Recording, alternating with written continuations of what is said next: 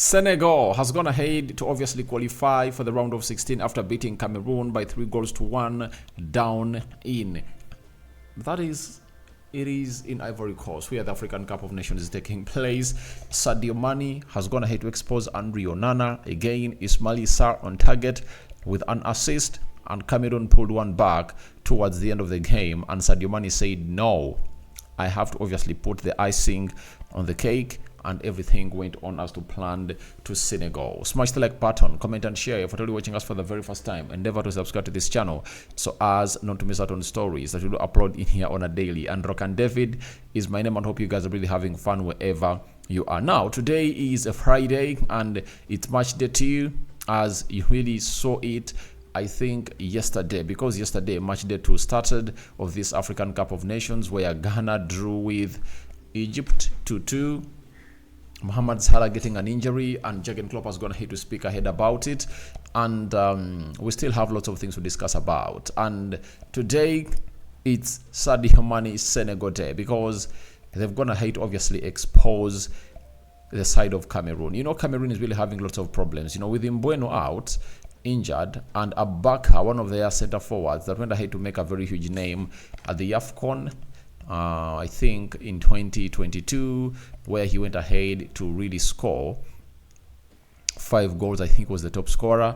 At the World Cup, he found himself in a position of really playing very many games, I think 3 games, and he went ahead to score, I think, like 3 goals. So it shows you the quality of this guy, and that's why they are missing a center forward. So if you're not having Mbeumo and Abubakar, it obviously shortens your chances of really scoring goals. And they went ahead to obviously leave out Choupo-Moting, who went ahead to obviously be one of the best strikers for me. However, match is 34, I think they would have gone ahead to obviously call him to represent for their country. Now, it was in the 16th minute when Ismail Sarr went ahead to obviously score the first goal. A cross came in through. It was punched by Onana towards the edge of the tennis box area, and it landed onto the player of Senegal, and it was Ismail Sarr. And Ismail Sarr went ahead to hit that ball, deflected off the defender, and it went into the back of the net. In the first goal, you'll obviously look at Onana and say, right, he never really punched the ball well, but ask yourself, where were the Cameroon players to obviously try and really press that guy? Because if you don't press him, that's why he really finds your leg static, hits that ball and deflects off you, and the goalkeeper couldn't come to your saving. So it is really very bad to say it that Cameroon, one of the teams that we had known, built onto a very good, strong defense, conceding 3 goals. Cameroon, in its history, was a team that couldn't easily concede goals. They would even play the best teams in the country or in the region, and they couldn't obviously concede. So that one was really ugly. The second one, Habib Diallo, it was a breakaway, counter-attack, cut back or square, taps it into the back of the net. And that of Sadio Mane in the 50th minute of the added time, I think the 7 minutes, he went ahead to obviously capitalize onto that cross that was really brought in from, I think it was Ismail Sarr, and he made it 3-1. Cameroon had pulled one in the 83rd minute, and they were pressing hard. It was Castello who went ahead to obviously head that ball into the back of the net, but it couldn't obviously get them to where they deserve to be as a side of Cameroon. But I think Senegal has gone ahead to show class. At the beginning of the second half, Senegal just sat back and waited for Cameroon to counter-attack, because they knew that Cameroon was going to obviously come, attack them, and what they did was simple. They said no way to Cameroon, and we are not going to allow them to do what they're supposed to do. And Cameroon came and fell in the trap of Senegal, because in the first half, Senegal was all over the place. Second half, because Senegal was 1 goal ahead, they sat a little bit back. They played a low block, and when they played a low block, they set a bait for Cameroon, and Cameroon fell to the bait. Cameroon came ahead and attacked, and in the 63rd minute, they made it 2-0. Cameroon pulled one back, and after pulling one back, they tried to obviously force an equalizer in, as they got chances and misused them.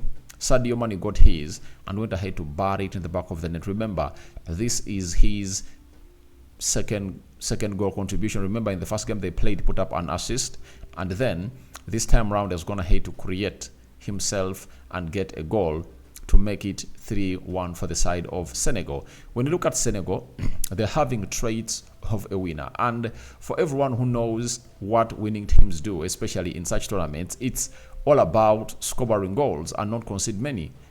The first game they kept a clean sheet. This game they're not going to hit. They're not going to hit to keep a clean sheet, but they've gone ahead to score as many goals as they scored against Gambia. That is it. So for Cameroon to get through, they need to get a result against Gambia. They need to beat Gambia by 3 or by 2-0 to go to 4 points, because their group stage is still open for the second team for any team to really get the second position in there for you. Now let's go to the stats and see how Cameroon went ahead, obviously feature into this game versus Senegal. Cameroon had 5 shots, Senegal had 6. Senegal had 3 shots on target, of which all the 3 shots on target crossed the line. These are the vibes I'm going to let you know about a title winning team. Cameroon had 1 shot on target and it crossed the line too. That means both sides were very clinical. Sorry about that. 46% ball possession by Cameroon. Senegal had 54% ball possession. 335 passes completed by Cameroon. 376 passes completed by Senegal. 76% passing accuracy for Cameroon, and Senegal had 81% passing accuracy. 14 fouls to both sides. 1 yellow card to Cameroon, 3 yellow cards to Senegal, though one of those I really thought was really very harsh from the referee. 0 red cards to both sides, 3 offsides to Cameroon and 0 offsides to Senegal.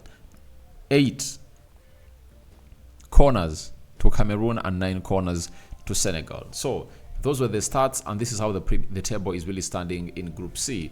Senegal is having 6 points in 2 games, maximum points, 5 goals as the goal difference, scored 6, and they've gone ahead to concede 1. Guinea is having 1 game played and 1 point. Remember, they played and drew with Cameroon. Then Cameroon, 2 games, 1 point, and Gambia is playing against. Gambia is at the bottom because they lost to Senegal, and Senegal went ahead to put 3 goals past them. So when you add up all that, as you see it there, it gives Cameroon another good chance, obviously, going through. That is because if Cameroon beat Gambia in their final game, don't expect Guinea to obviously beat Senegal, because Guinea is playing Senegal last, and I think Cameroon will go through. And when they go through and Abaka returns, it might obviously be one of those moments that the opponents they're going to face are really going to feel the wrath of the guy known as Abubakar Vincent. Now, Ismail Sarr, let's talk about Ismail Sarr. Ismail Sarr has scored a goal today and contributed an assist, and he's really one of those players that was at Watford. Barcelona wanted to sign him.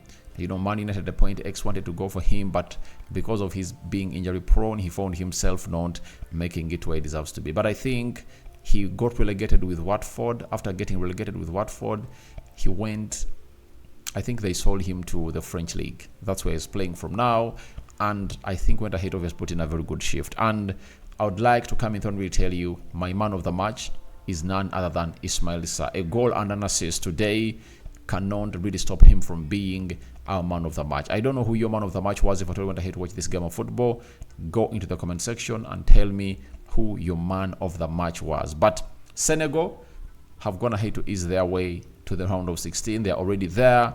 All their 2 feet are into the round of 16. And trust me, they are gonna get a weak team, and we'll see who they are going to face when it comes to the quarterfinals of the African Cup of Nations. So guys, thank you very much for watching through. I've gone ahead obviously coming through and really throw in this AFCON match reaction. I know the game ended like an hour back, but I've gone ahead to obviously spare some time and record this video. May the living to God bless you abundantly. Rokani David remains my name. Gambia and Guinea are really taking place. I'm talking about their game is really taking place in minutes from now, and we just can't wait to see how these two are obviously going to obviously face off one another. And for a team of